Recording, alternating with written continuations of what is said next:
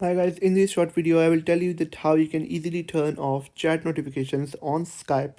So that's quite simple, but before starting the tutorial, make sure that you have subscribed to my channel and you have liked the video. Thank you. So make sure to watch the video till end so you don't make any mistake.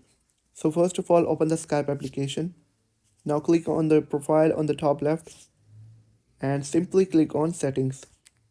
Now you can see there is an option of notifications. Simply click on it. Now you will be headed on this page. Now on the top you can find an option of chat notification that is turned on, toggled on. Now you'll simply have to toggle it off, and you can set a time limit for 1 hour, 8 hour, for 1 day or 1 week or indefinitely. So you can select any time and it will be turned off. Now I will turn it on because I want to turn it on and I want to receive notifications. So if you want to turn off notification, turn off chat notification for Skype, you can follow these steps. If you have found the video helpful, guys, make sure to like the video and subscribe to my channel. Thank you.